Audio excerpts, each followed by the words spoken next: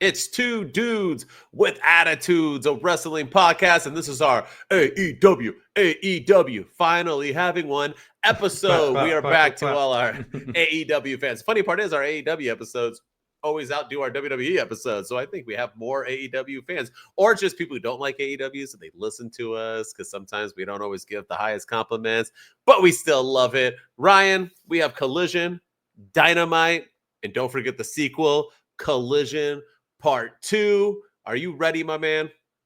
I am, man. It was a good week in AEW, so let's get it, like Rich Latta says in our song. Woo! Two dudes with attitudes, let's go.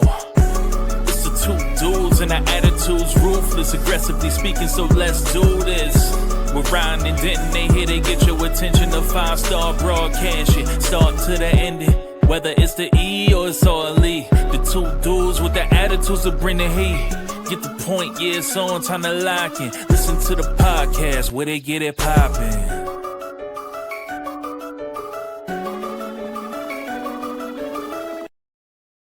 And as Rich Latta just said, let's get it poppin'. And you are right, Ryan. It was a very good week for AEW. And I talked about 3 key things, right? Smaller venues, pushing stories, and pushing their stars. There was a lot of MJF, a lot of Toni Storm, a lot of Hangman Page, a lot of Will Ospreay, a lot of Jon Moxley, and, you know, just throwing them in their face. And when AEW utilizes their stars and pushes them out there and gives them all stories, guess what happens? Oh, all of a sudden, AEW is cooking, bro. Yeah. So I feel like 2025, I don't know what Tony Khan's been doing, but I feel like he's been really listening to the critics. He's been telling more stories in the ring. Like every match at Revolution, except for the Mercedes match that we were at, had a story involved in it. Mm-hmm. Every match at Dynasty had a story involved in it. Mm-hmm. And now every match going into Double or Nothing has a story. And Tony Khan's not really all over social media anymore, bad-mouthing the WWE, which he was known to do previously. I feel like he's either listening to the critics or someone has gotten in his ear and told him to just, hey, knock that stuff off and just let us do our thing. And right now, AEW is doing a great job. Well, Javon Evans told us this week what Tony Khan's been doing. So, yeah. Oh, I didn't know if you saw the tweets. Yeah, I saw that. Yeah. He told us what he was doing, and and Tony Khan doesn't need to badmouth the WWE. That's what Will Ospreay's for. All right, of course. You ready? Let's get into Collision Part 1, my man, and we're gonna start off with the long-awaited AEW. It's been about 6 months. Return of one Sammy Guevara, the Pillar himself. I know you want to talk about this, but he won a 4-way. It was for some moolah, and then afterwards, for whatever reason, he challenges Adam Cole and stares him down. I didn't know that you can take 3 months off or 6 months off, win an ROH tag title, and then instantly just go right into title contention against Adam Cole. But it is what it is. Ryan, I'll let you start off. What'd you think about all this? And I know you have opinions. Yeah, I like this, but I hate this at the same time. I like it because I'm happy to see Sammy Guevara back, one of the pillars of the company. I feel like he's been, I don't know if he's been hurt. I know he's been on ROH, but he's been there for too long, I think, and not on AEW television regularly. And I know he still has an ROH championship, and he's partnered with Dustin Rhodes, and they've been killing it down there. And I know Dustin Rhodes is, he's the natural for a reason. So, but Sammy Guevara is one of the pillars of the company, and the fact that he hasn't been on AEW television in God knows how long now, it feels like forever, is ridiculous. So I'm happy to have him back because he can go, and he's a good babyface. He's a good heel. He's just an all-around good performer. So I'm happy to have him back. But what in the world? You just randomly bring him back. You didn't tease it. You didn't announce it. You could have made this a bigger deal than you did. It should have felt like a big deal that one of the pillars of the company is coming back, and he's coming after. Maybe do like a backstage vignette or some sort of segment or something announcing that he's coming back. And then not only that, but you randomly have him in another one of these stupid $100,000 Collision 4-way match, which was I think that was the exact title, 100K Collision 4-way. They have them like once match. A year. Yeah, but they just did one a couple weeks ago on Dynamite with Ricochet and Speedball Mike Bailey and Mark Briscoe and all these. I'm like, come on now, like what are we doing here? Like, let's knock this off. It was a high, it's $100K high speed collision 4-way match between AR Fox, Kevin Knight, Roosh, and Sammy Guevara. And you know, it was a great match. It always is, and I'm happy to have Sammy Guevara back. But this return just felt very, very random. And now he, like you said, he's going after Adam Cole for the TNT Championship, and it's just yeah, okay. Like, where did this come from? This feels. I'm excited for it. Don't get me wrong, but it does feel very random. Like, where's the story? How did this all come about? Like, this makes no sense whatsoever. Because Adam Cole was on commentary. What if Adam Cole wasn't on commentary? Then would he have done, like, would we still be getting this match? It just felt very, very strange. I'm assuming he would have called out Excalibur. Probably. Or Nigel. Yeah, he's like, I want you now. Well, Nigel has other business. We'll get to that. True. But we were talking about how strong AEW was this week, and it was. But the one major flaw was all these like gimmicky type things they keep doing, like this match for $100,000. They're not really getting $100,000. What are we doing here? And then we had 17 title eliminator matches. I mean, there was like 3 on Dynamite, 2 or 3 on Dynamite, 1 on the other clip. I mean, what are we? Everything doesn't have to be a thing, but I'll just let that out of the way. But I did like seeing Sammy Guevara back. He has been wrestling on ROH with Mr. Goldust himself, who's also the Trios champion, I believe. That's why he has 2 belts in ROH. And challenging Cole doesn't make sense, but at the same time, does it ever make sense in AEW? So Cole, Guevara, maybe they'll build a story. It isn't like he challenged them to next week. So hopefully we have some month to build, or a few weeks at least, to get that banger of a match. But the Pillar's back. He deserves to be back. And if you haven't been checking him out, him and his wife and they put his kid in it, do a lot of funny like TikTok trend videos. Oh yeah, they do good stuff. Yeah, they're funny. Yeah, they're pretty darn funny. He's probably making more money now on that than he is at AEW. But nonetheless, welcome back, Sammy Guevara. I like you. I don't know why people don't like you. And I still think when we talk moveset to moveset, I'd rather watch Sammy Guevara wrestle than Will Ospreay. I'm just saying. So they're very much the same. I said it. I don't care. I think Guevara is more entertaining in my opinion. So I don't disagree. I think he's a better character and just a better overall performer.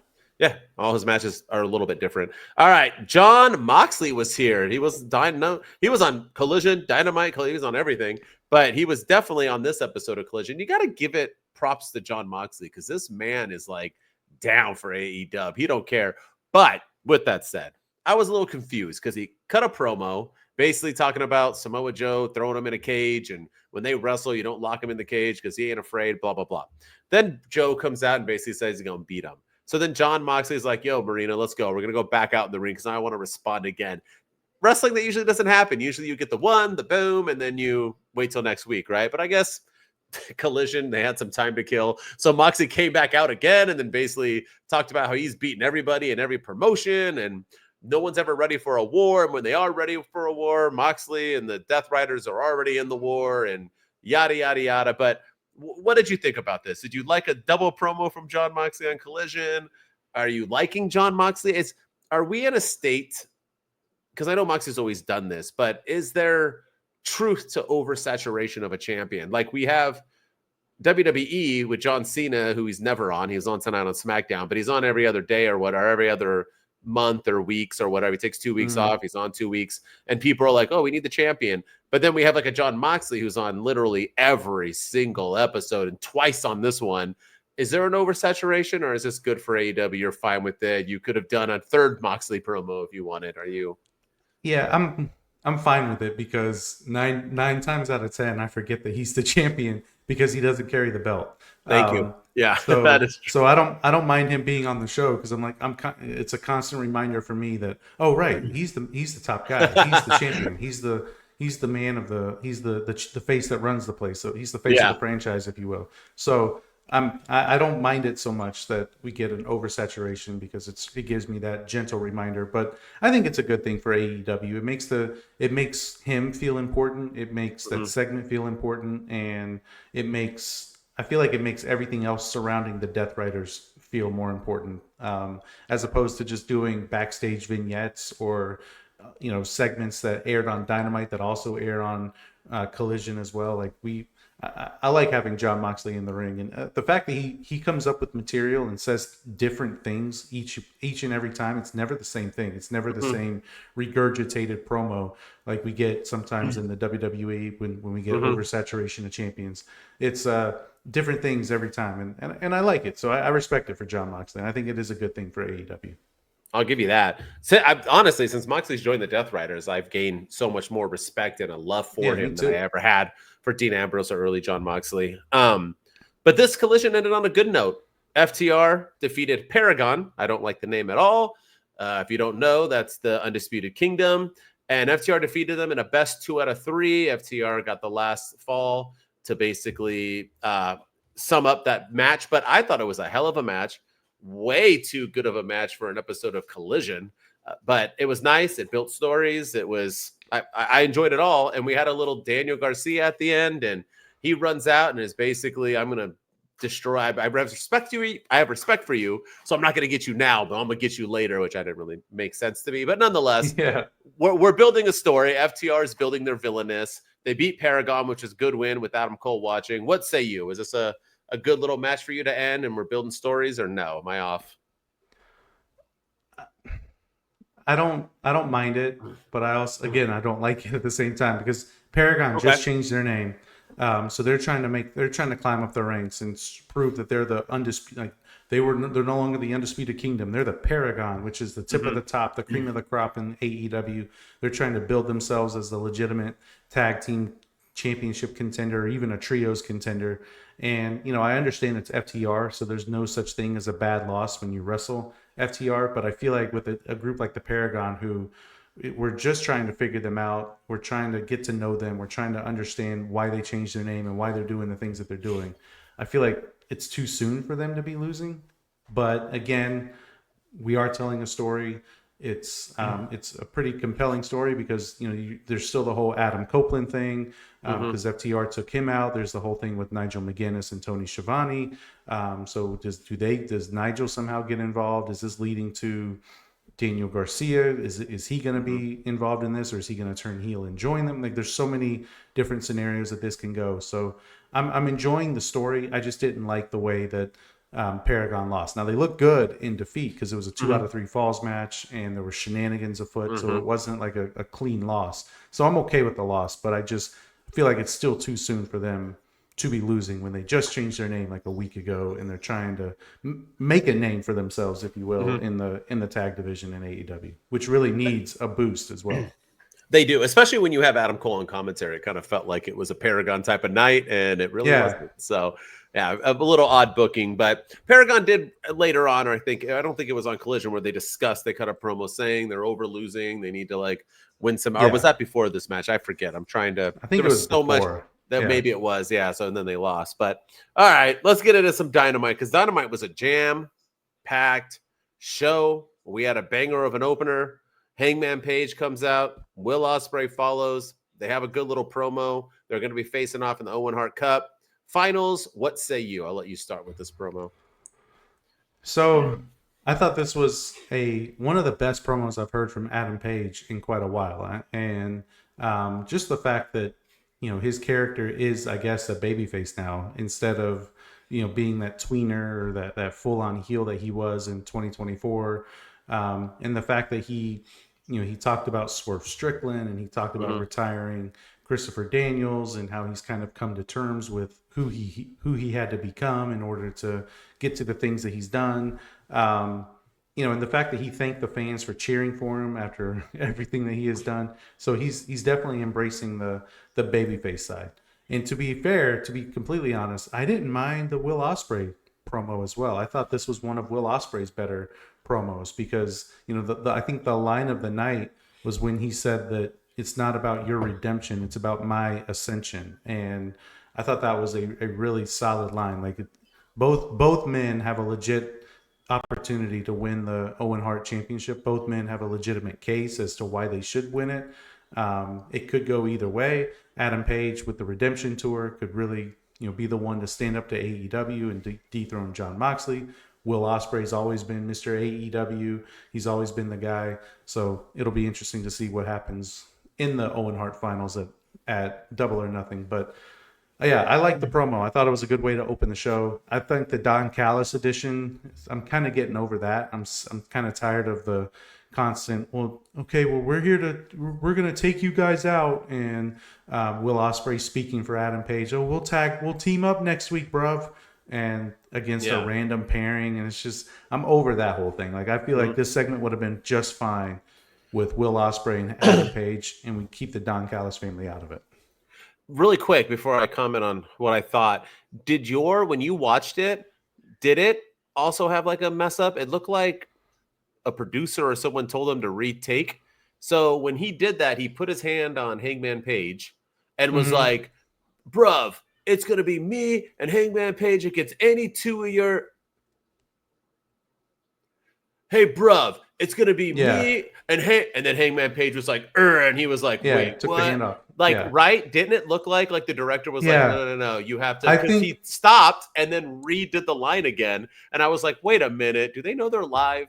Was that like we didn't like that take, or did he get lost in his own words? I saw that. I didn't pick up on it being a production error or anything. I thought it was more the crowd was chanting like "fuck Don Callis, fuck Don Callis," and so he got it. So he was waiting for them to either quiet down, or he knew that they were going to be censored because they were on TNT. Oh, see, so I thought maybe that's why the guy said that. Maybe the guy told him to stop because it was censoring. Yeah, maybe he said because the whole 7-second delay. So maybe he didn't want them to be cut off, because there was a segment later on where Bobby Lashley was saying something and you couldn't understand anything he said because his mic was off.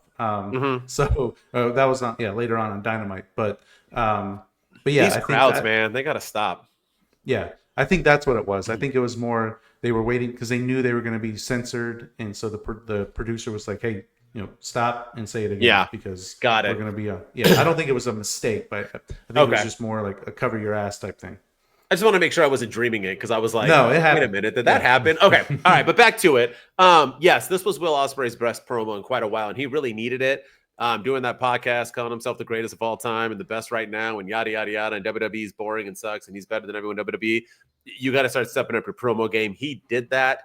I still want more from Ospreay in his promos, but nonetheless, this was a really, really good one. Hangman Page, he did deliver a good promo, but I was a little... I've said this before. If you're a bad guy, if you're a heel, and you become a babyface due to people just overly liking you, I want it to be organic. I hate when they do it and then they're like, all right, gee golly whiz. And this really felt gee golly whiz to me, where he came out and he was like, hey guys, I don't even know why you're cheering me. I'm a disgusting, stupid person, and I do bad things. And I'm sorry, Swerve, and I'm sorry, Puppy, that I kicked in the crowd. And I'm sorry, everybody. I had to do it, but now I'm a good guy, and everyone gets $1 on the way out. Like, I didn't like that. And him doing that, in my opinion, pretty much told me that he was losing against Will Ospreay, because we're not going to have gee golly, oh, I'm just a nice guy wrestling Jon Moxley. It's just not, maybe I overread into it, but it just really felt forced. And I like Hangman. Why can't Hangman Page just be that badass mofo? What is he, what's his line? His, why am I cowboy blanking? shit? Yeah, I just want him to be on his cowboy shit. That's what I want. Thank you for helping. That's what I want, and just let him be that baby face like that. That's why they're cheering him. So, but other than that, he delivered it well. I just thought I hate when they have to be gee golly. That's what about Cody. Like, Cody just became gee golly whiz, guys. Like, I don't want that. Just be you, man. You don't gotta be over the top to be a baby face. Yeah, no, I can see that, and that's why. Yeah, I see your point, and I didn't take it that way, but reviewing it and after listening, I could see why. It would come across that way. Yeah, no, for sure. Because at first I was like, this is actually a really good promo. Like, he's coming to grips with everything that he's done. It was a good promo, though. Yeah, it was. Yeah. But you're right. He is more of the golly gee willikers. Oh man, I probably shouldn't do that. But I'm hoping that the badass Hangman is still in there, because when Don Callis mentioned, you retired your former mentor Christopher Daniels, and he's sitting at home watching this on his couch. Hangman Page was ready to like go after him and all that. So you're right, he did. I am hoping that the badass Adam Page is still in there. He's just triggered by some of the things. Like if somebody mentions that he burned down Swerve's house, maybe he beats him down or something. So yeah, I'm hoping that he gets triggered, and that's like he's like a nice guy when he's not triggered, but when he is triggered, he explodes. So maybe that's kind of the next iteration of his character as he transitions to the babyface. I dig that. And he did like slap, Ospreay's hand. I was like, I don't want to team with you. Like, don't touch me. So I did like that. Speaking of someone who had a good week as well, one Toni Storm. She had a great promo on Collision where she said a whole bunch of sexual lines about how she makes everybody come. And then on Collision Part 2, because we're not going to talk about it in our things, so we'll talk about it now. Then she cut another promo about how she wants people to get it wet and slide it in on top. And she was just all about like, she's like, I like how before it was like, girl, you nasty. Now she's like, nah, I'm back again. I'm just going to be even nastier and not even do them to where they might mean something else. I'm just literally going to tell you what to do. I'm not going to lie. Every time she said any of those lines, I was very much for it. But nonetheless, she had a pretty good week, had some good matches. Pervert. How dare you? I am. She's only barely in her mid-30s. How dare I? But Toni Storm, the thing, is she in her 30s? I think she is, right? She's older than she's been wrestling forever. She got to be in her 30s, right? She can't still be in her 20s. No way she can still be in her 20s. But nonetheless, the one thing she did on Dynamite, though, is that she was in a 4-way title eliminator match. I'm okay with her being in a 4-way. When you have the 8, I'm okay with her being in a 4-way as long as she makes everybody come. That was her line, not mine. I'm okay with her being a 4-way match. I just don't like the title eliminators. I've never liked them. Okada was also in a title eliminator. What's her age? Did you find it? 29. I was close. I said mid-30s, so I'm a little off. She's been wrestling for a dang. She was young. So, but title eliminators are dumb to begin with. I don't like them in WWE. I don't like them in AEW. I'm going to be fair on both ways. They're stupid. Stop having them. They make no sense. A 4-way title eliminator is even worse. And the thing that I don't like about it is that right now, the women's division is starting to cook. We got Mercedes. We got Toni moving up. We have, them trying to push Willow and Chris Statlander and fake Becky Lynch and everybody, Jamie Hayter. Everybody's kind of like in this vibe, the women's. And then you just throw 3 women who are competent and could be next up for title shots and just have them lose in a pointless 4-way match. I don't know. I just didn't. This was kind of a miss for me. I'm glad Toni got the win, cut a fun promo, but I don't think we need to sacrifice 3 women for absolutely no reason, especially when we already have a title eliminator happening right now. It's called Mercedes Moné versus Jamie Hayter, and whoever wins faces Toni Storm. Why do we need when was the winner of this match going to face her? I don't know. It didn't work for me, brother. No, and these there was like a bunch of championship eliminator matches on Dynamite. There wasn't just Toni Storm, but Okada, there was another one. Yeah, Okada, there was one, and then Toni Storm was in another one on the Collision before against Lady Frost. So that was yeah, it's just ridiculous. And I get you're pushing the women, and it's great. I'm happy to see them doing that. And really, like you said, the women's division is really starting to cook at the moment. But the other thing too is this match ended in a no disqualification or in a DQ. So it really just it had like Megan Bain got out there and I'm sorry, Tony Khan. Toni Storm. Toni Storm won. Yeah, that's right.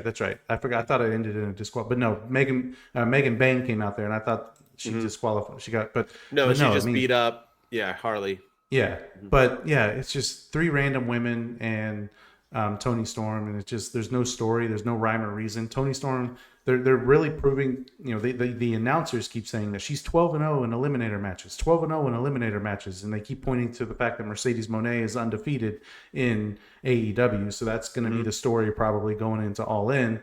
So we're going to probably see more of these on the way to All In, so that Toni Storm can match whatever Mercedes' record is in AEW or something. So, unfortunately, I think more are coming, but these are just completely random and, pointless, completely stupid. I agree. Something that's not pointless or stupid, Hurt Syndicate and MJF, and then we had a little Will Ospreay mixed in. I'll let you go. Yeah. Let's hear it. I'm I'm digging this story 100%. I like the fact that MJF came out and beat down Top Flight. He hit him from behind, but he still took him out. And even then, it looked like MVP looked impressed, and Shelton Benjamin looked impressed, or Benjamin Shelton, if you ask Hulk Hogan. He looked impressed. Did you see that? Nice. Did you see that? Yeah. Yeah. Told him to keep his name out of his mouth, even though he keeps saying it wrong. Yeah. But yeah, Bobby Lashley remains not impressed, and I liked MJF's line where he was like, "I hurt people." He had a fresh new tattoo too. I don't know if you saw that, like, fresh new ink on his. Oh, on his yes, arm. the goo was still on it. Yeah, Yeah, fresh new ink. So yeah, I'm digging this. I like everything that they're doing. I like that MVP came out and called out all the tag teams, and that's what led to Top Flight coming out. Because this is where the best wrestle, and nobody's been stepping up to him. And then Bobby Lashley, like I was saying earlier, I didn't understand what he said at first, because all we heard was next week, and because the crowd was chanting so loud, and his microphone was cut off. So I think he said we'll have an answer for you next week. So I really hope that this leads to MJF joining the Hurt Syndicate. I don't know if it will, but I think it should. I think he would be a great addition to him. He can, like we've said before, he could be the Owen Hart of this group and keep it entertaining. And I think the fans are starting to cheer for MJF again. He was getting MJF chants, and and then his backstage thing with Will Ospreay, I like that too, where he cut him off mid-interview with Renee. He got in his face and said that, when you win, I want you to win. I want you to beat Hangman Page. And when you win the AEW championship in my title, I'm going to come and beat you for it. And, Will Ospreay called him out for not entering the Owen Hart tournament because he would actually have to do some work, and he's just going to try to take the easy way out. I thought everything was great. This was a good week for MJF, and the fans seem to be behind him again, which is really good to see, because I think he's a good babyface. It was a really good week for MJF. He's still their top star. I mean, I love Mox. Yeah. Will Ospreay is getting some leverage. Swerve is a beast, but no, like, MJF is their guy. And that's why I was kind of like, about him joining, because it's like, you have your biggest star. He doesn't need to be in a flat faction if he's going to be like held down, but it looks like he's not, because now he went and basically told that, Will Ospreay, win the belt, hold my beer, I'm going to win it back. So I like that. And I like that that's where they're going with it. My only thing is, as much as I love this, I've been digging it. All parties are doing great. It's time to make a decision. It's been kind of pretty much the same thing. I mean, at least this week he beat up people instead of like offering them gifts and kisses and hugs. At least now, and they've been fun and this and that, but MJF drags things out a lot whenever he has stories. Like the MJF, whether he's having people, thing, just a lot. It just way too long. Yeah. And like, Bryan Danielson, you want to wrestle me? Then you have to go through a row of people, and so does somebody else, and so does. It's always just something. So it needs to end next week. But what I'm most intrigued about is, how is it going to end? You know what I mean? And I think that's a question for later on in this episode. But it's very nice to know.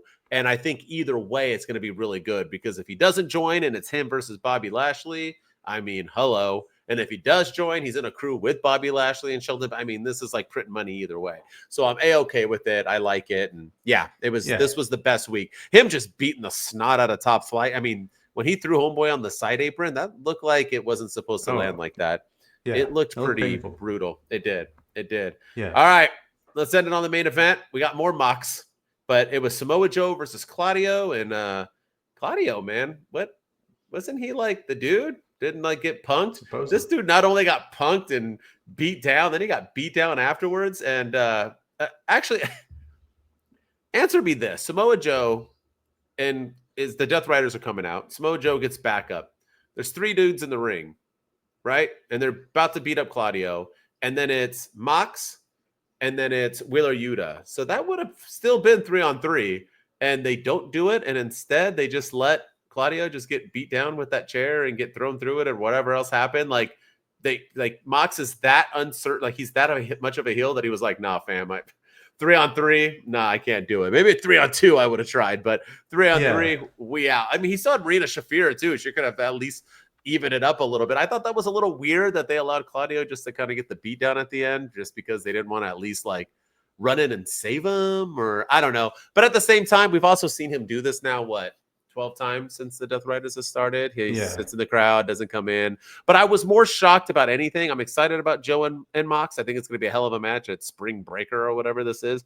But Claudio, is this the most weak he's ever looked in AEW? He's never really been built as kind of like the tool, Yeah, no, for sure. And I was shocked at that too, because I always thought he was kind of their glue guy, like the guy that can wrestle anyone, a chameleon in AEW that can make the high flyers look good. He can make the Will Ospreays and the Claudios look good. He can make Adam Copeland look good. He can make anyone that he wrestles look good.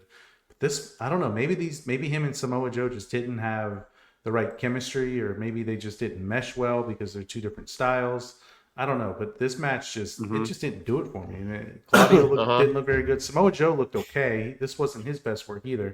It was just a very sloppy match from beginning to end. And then the ending, just like you were saying, with the Deathriders just kind of standing there watching him get attacked with the chair. Yeah. That didn't make any sense to me either. So it was just it's a very strange, but you're right. This is the weakest that Claudio has looked since he's been in AEW. And it's sad because I think he deserves better, and he still hasn't held a title. He doesn't win a lot of matches, but this is, ever since he's been in the Deathriders, this is the weakest he's looked for sure. Usually it's Wheeler that looks like the Punk.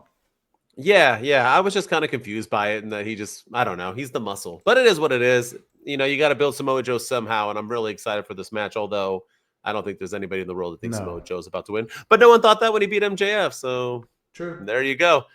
All right, that was Dynamite. You ready for some Collision Part D? Yeah. WWE Collision. Is there not one on Saturday? Is that why it was on? Yeah, because that's why they did it on Thursday, because it's on NBA Again? playoffs. Yeah. I like how they're like, we have to get one in. Like, we have to, so we're going to do it on a Thursday. Like, hey, who watches it? Like, anybody? I don't know. It's on Max now anyway. That's how I watch it. But so that means next week we only have to talk about Dynamite. Well, I think they're going to do it again next week, too. A Collision. On Thursday? Okay. Yeah. Because of the playoffs. All right. Cool beans. All right. Let's talk about the main thing. I'll let you start before I go on my rant. Ricochet and Zach Gowen. Those of you who don't remember who Zach Gowen is, Ryan can explain. Yeah. So Zach Gowen, we last saw Zach Gowen in 2003, I believe, in a match in the WWE against Brock Lesnar. It was in... I'm trying to find the exact year, but anyway, this match, Zach Gowen was in the crowd. They were in Detroit. He's from Detroit. So Ricochet was having one of his Ricochet matches, which people seem to like in AEW. But Zach Gowen, he was shown at ringside. And so they made a big deal to show him in the audience. And then Ricochet, so at some point during the match, he takes Zach Gowen's prosthetic leg, and starts beating down Angelico. Was that his opponent? And he started beating down Angelico with it, and then Gowen jumped the barricade and grabbed the scissors from Ricochet, and now it's leading to a Ricochet versus Zach Gowen match at Spring Break in Chicago. So, yay! And they made sure to reference the Brock Lesnar thing. They made sure to reference that he's a wrestling legend, even though I don't really think he is. He had two entertaining matches, one against Vince McMahon and one against Brock Lesnar, and then we never really saw him again in WWE. And I don't really know what he's been doing since then. But shout out to him. Kudos to him for doing everything he's doing with one leg. He has one leg, and he's out there making it look flawless, and he's better than some of the people that have two legs. But man, do we need this? I don't think we need this. This just feels completely out of left field and completely random. I think this just proves my point that Ricochet's just not it. Zach Gowen, no matter how cool he is, he's not a legend. The end. I'm not even going to pretend he's not at all. No one thinks that. No one ever will think that. Just these random AEW people on TikTok are pretending that he was, and that this is a big deal. This is what you call a cheap heat, right? Where you're going to do your best to get somebody over by beating up a disabled wrestler because he only has one leg, and taking his leg and walking around the ring with it and so on. this is not for me, brother. Like, Ricochet cuts the worst promos. He cut an awful promo. People are like, oh, his promos are getting so much. No, they're not. They're awful. His matches are the same. They've always been. He's just not it. And so how to get him over? Let's have him beat Zach Gowen in a match. Hopefully that'll get him some heat. It's called cheap heat. And it just shows. If you're really over, you don't need to do these type of things. We got mad at MJF when he was doing those cheesy lines for a little bit. He started getting really stupid and forcing himself. And it's like, MJ, you don't have to do that. And he stopped with the Hurt Syndicate thing. And what happened? Now he's better than he's been. So to people who need to do these type of things are people who aren't over. So all the people who keep trying to pretend that Ricochet's a thing need to admit he's not a thing. So it is what it is. This is stupid. It's not legendary. It's not anything. It's pathetic, and that's nothing of me making fun of Zach Gowen. I'm just saying it just for what he's being used for. This is pretty embarrassing in my opinion. And didn't Brock Lesnar beat Ricochet worse than he beat Zach? Yes. Gowen? Yeah. Yes. That's why I don't know why he brought. I think that was like the joke. I think it was supposed to be like the heel work. Right, that he's like destroyed by Brock. Yeah. That's the heel because he's a good heel. Yeah. Yeah. No, that's dumb. That's dumb. He barely got any offense in. At least Zach Gowen got offense in against Brock. Right, with one leg. Right. All right. That was prime Brock. That was like before he left for UFC. Brock Lesnar. Brock. All right, so. Then we ended off with another FTR. FTR main evented both collisions, bro. But this time it was just Dax Harwood versus Daniel Garcia. They had a match. It ended in all sorts of chaos because, FTR was involved. And then we had Matt Menard. And then we even had Nigel McGuinness get involved. Looks like we're going to have a three-way possibly. Is Daniel Garcia going to end up turning on Nigel and Matt Menard and join FTR? Is FTR going to just destroy them? Like I said, they're telling stories. I enjoyed it. It's better than them main eventing Dynamite. This is the way to go. Collision uses to build up talented people like this. And I think this is honestly, in my opinion, kind of like the New Day, kind of like the Street Profits. This is the most entertaining FTR's been in AEW. And why? Because they're doing heel work, man. Heels work, especially when you do it well. They're doing it well. And finally, I feel like they feel important. They just don't feel like sideshows anymore, No, for sure. And I think another thing that's helping them is they have Stokely Hathaway in their corner. I like that now, and I think I think it's a great addition. I think he's added a whole new layer to them as their chicken shit mouthpiece heel, which I really dig. Which came out of nowhere. Though. He was just there one day, but I like it. Yeah, I'm digging it too. And there's so many ways that this story can go. Like you said, does Daniel Garcia turn and join FTR? Does what happens with Nigel McGuinness? What happens with Matt Menard? Like, there's all kinds of ways that this whole thing can go. So I'm digging this story. I think it was a good week for FTR. I'm liking the story that they're telling. I'm curious to see where it goes. But I will say this, and this is probably going to be a hot take, but I think getting Nigel McGuinness involved is better than anything they're going to do with Pat McAfee versus Gunther on Bad Backlash. So whether it's Nigel gets involved in a 6-man and it's Matt Menard, Daniel Garcia, and Nigel McGuinness versus FTR and whoever else they want to partner with. I don't know. Is it going to be Hathaway? I don't know who they're going to add. Maybe. I don't know. They'll probably add somebody. But whoever it is, I have no doubt that Nigel McGuinness is going to be better than Pat McAfee. 100%. 100. That would be more like Nick Aldis, joining in, which is I'm all for. But no, keep Pat McAfee off my screen.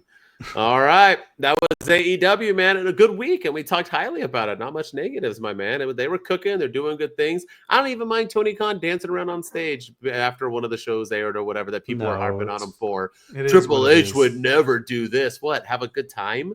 Like, why hate on the guy? The guy likes to sniff some stuff and dance. Let the man live, man. He's a billionaire. Either way, even if he is, who cares? Tell him he can't. The dude's having a good time. Leave Tony Khan alone. I don't understand. Leave Tony Khan alone. Remember that Britney Spears person? Leave Tony Khan alone.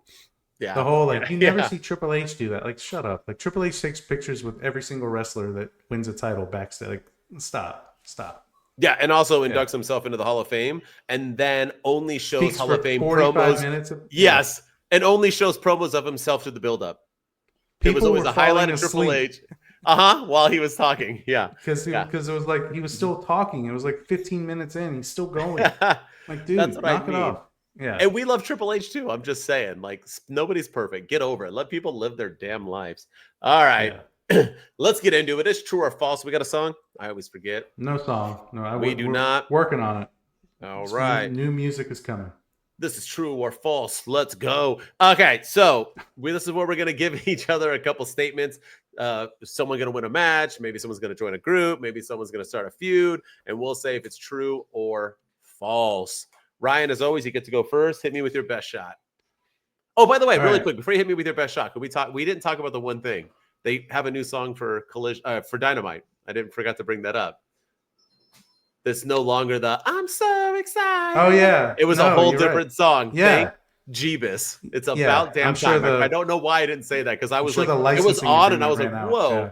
Well, good because that was the stupidest song ever. I forgot they changed that. Yeah, I don't know if that was this week that they did that or if it was last week. I first noticed it this week. Yeah, we didn't do it. Yeah, but I didn't notice it last. I noticed it this week. All right. Anyway, all right. True or false? Hit me. Sorry, I had to throw. True or false? They will bring back "I'm So Excited" as the song. True. All right. So true or false? AEW will make Collision on Thursdays a permanent thing going forward. True or false meaning it's gonna happen, or true or false meaning it should happen. Because there's still obstacles because TNT. Oh no, basketball's going to ESPN or whatever next year. Will it be on Thursdays? And the finals will be transitioning over to ABC. Yeah, so maybe I'm going to say true. I think it's better. Let's hear it. Oh, it's true. It's damn true.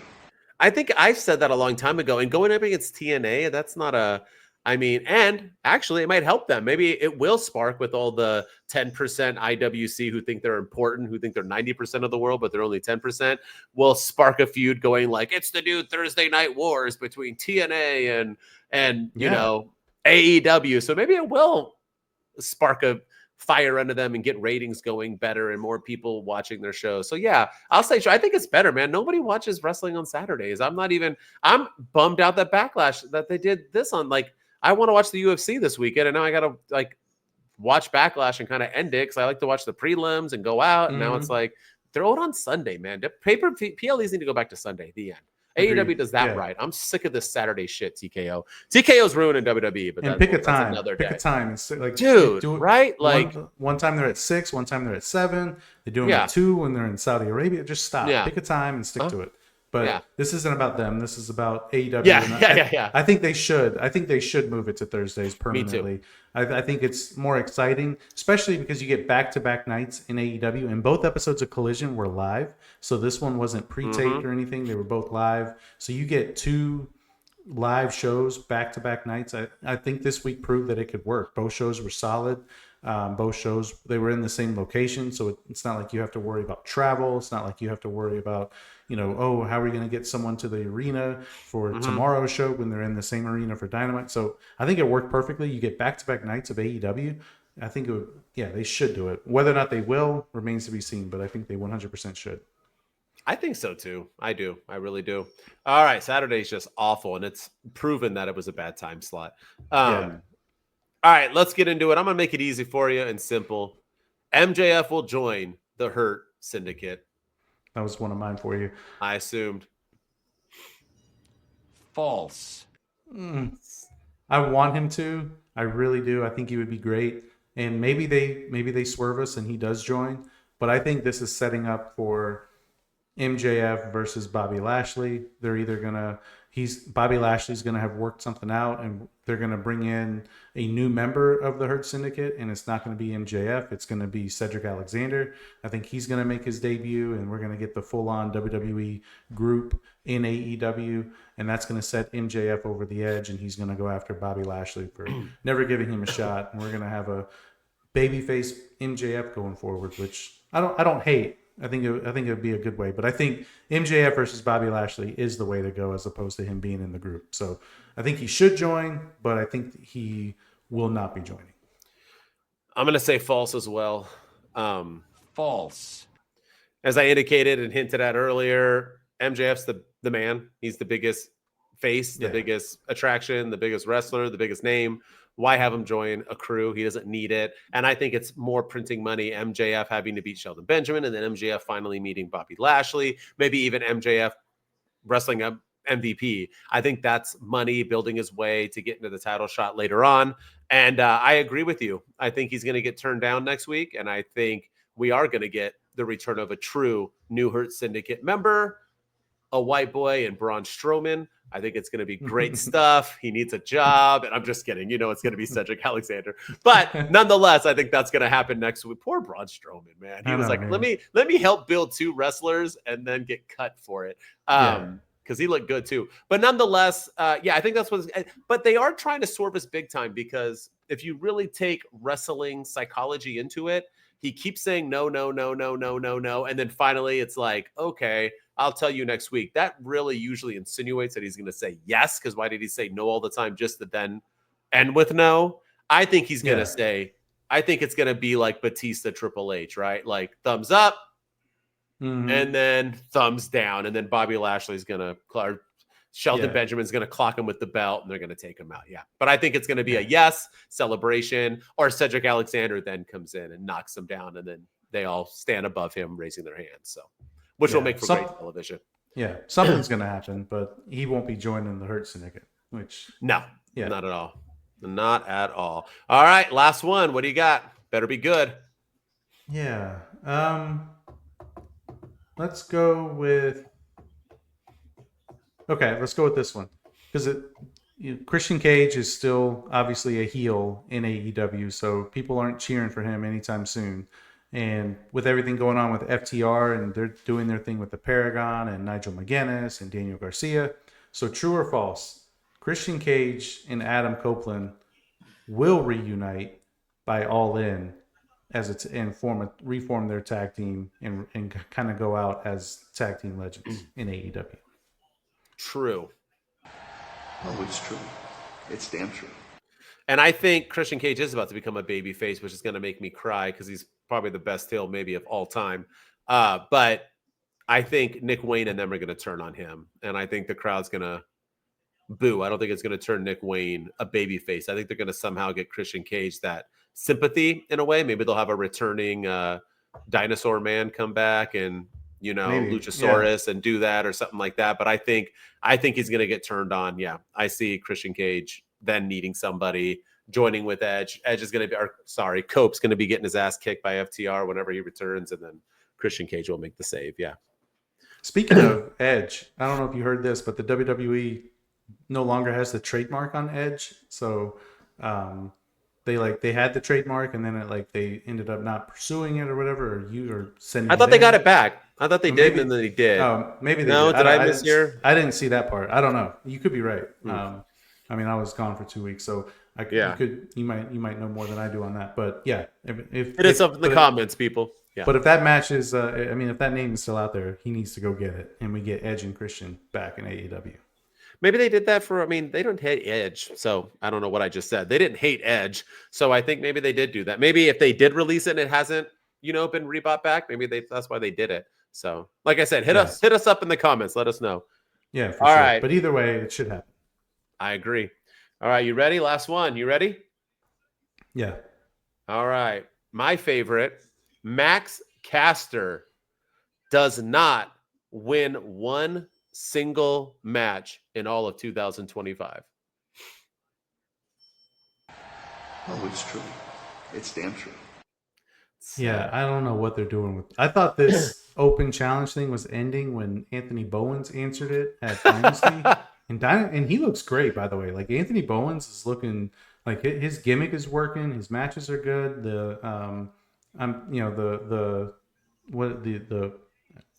pride of pro wrestling, like that's a cool nickname and all that. So I'm happy for Bowens, but Max Caster, man, he should be the other guy. He's the standout of the Acclaimed, and he is struggling right now. And I'm not digging this whole. Every time he comes out, he takes an L. And this week it was to Daniel Garcia, and a couple of weeks ago it was to some randos, and in a couple of weeks it'll be to Zach Gowen or somebody. Like we don't need it. We don't stop this. Stop it. And let him. 1 week it was Adam Page. Just stop. Yeah. We like this. This is hurting him. It's not going to help him. So yeah, but Yeah. I think he's destined to lose every match. The saddest part of the Daniel Garcia coming down was that he was afraid. He was like, no, like I'm not afraid of Daniel Garcia. Like, what are you? You're afraid of like out of everyone, you were chicken shit. And by the way, Bowens, I like his new character and all. I don't like that he's still with badass Billy Gunn. I think that's stupid. And now this week they started scissoring. Dude, if you're gonna be a new character, be a new character. We don't need don't be the Acclaimed. It doesn't. That's doesn't work for me, brother. But I say true. Yeah, I say true as well. I think. Oh, it's true. It's damn true. Which will fade into our LVD and MVDs, but I don't know what the hell they're doing with Max Caster. I don't get it. I don't think it's funny. I don't understand how he's even laughed at himself. Did you see during his promo? He was like, "Say my thing. Max Caster is the greatest wrestler alive." He started laughing because he knows how stupid it is. It's just dumb. All of it is dumb. Dumb. Who can survive 5 minutes with me? He loses every time in 60 seconds. What? I don't understand. Does he have like amnesia? Is his 51st dates? Does he not remember that he constantly loses in 12 seconds? I don't understand. But anyway, with that said, that was true or false, my friend. And let's get into some LVD and MVD. This is least valuable and most valuable dude or dudette of the week of AEW through the 2 episodes of Collision and Dynamite. Does not mean we think they're the greatest or the worst. It just means this is how we felt they were booked this week in AEW of May 2nd. Ryan, who's your LVD of the week? I'm going with the Deathriders, the whole entire faction. As much as I love seeing them on Collision and then Dynamite and then again on Collision, and as great as their matches are, I just feel like they're looking their worst at the time when they should be looking their best. I don't think the other Deathriders, the Claudio and Wheeler and Pac, should have dropped their trios championships to the Ops. I feel like that should have happened either at All In, the same time that Moxley inevitably drops the World Heavyweight title. But right now, I feel like Moxley's looking like I feel like we're building up Will Ospreay, we're building up Hangman Page, and the winner's going to fight John Moxley. Who's going to step up for AEW? That's the big story. That's the big angle. That's who's going to save AEW from the Deathriders. Meanwhile, the Deathriders are struggling and they're looking weak against Samoa Joe and Powerhouse Hobbs.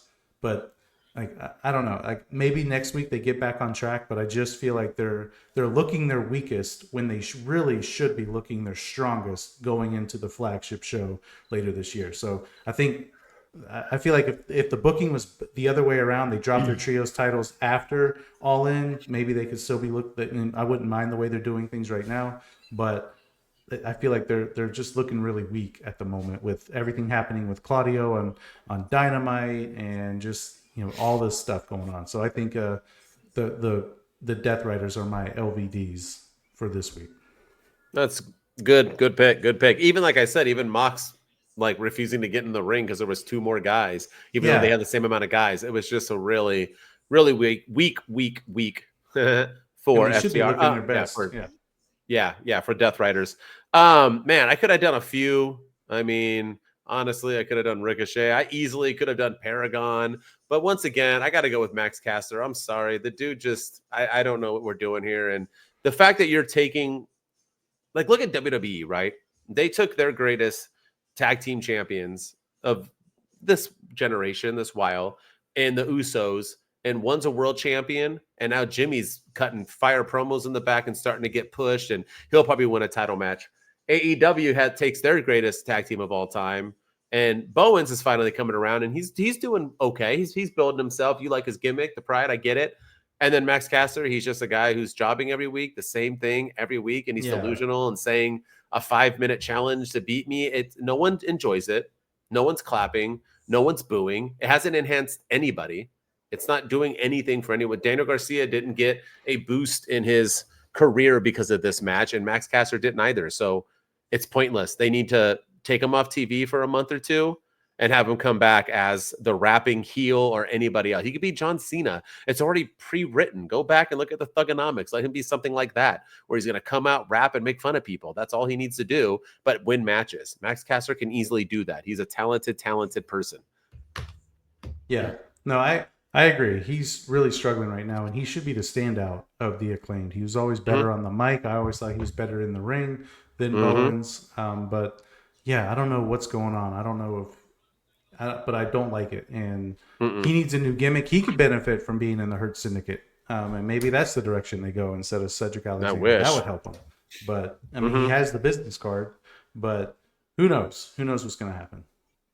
Yeah, I don't. All right, let's end it on a high note as AEW deserves the most valuable dude or dude out of the week. Who you got? I'm going none other than our boy Maxwell Jacob Friedman, Mr. MJF. I feel like, you know, he's their ace. He's their best guy that they have. Just, you know, I know John Moxley's the champion, but MJF is the biggest star that they have. Everything he does turns to gold no matter what. Like they give him chicken shit and he turns it into chicken salad.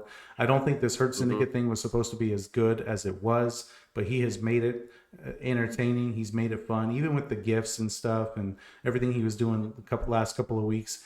You know, as cheesy and over the top and corny as it may have been, it was still entertaining as hell. And then this week with him beating down Top Flight and getting in Will Ospreay's face backstage to let everyone know that, hey, I haven't forgotten about my Triple B. I haven't forgotten about my title, and I'm coming for it. Like it still shows that, yeah, he might be on a sidetrack right now, on a side quest to join the Hurt Syndicate, but I'm still going after what's the most important thing in this company. So he's still the top guy. So I'm going MJF. I feel like it was a solid week for him, and next week I think is going to be an even bigger week for him when we get the answer from the Hurt Syndicate. But this week was a good week for old Maxwell.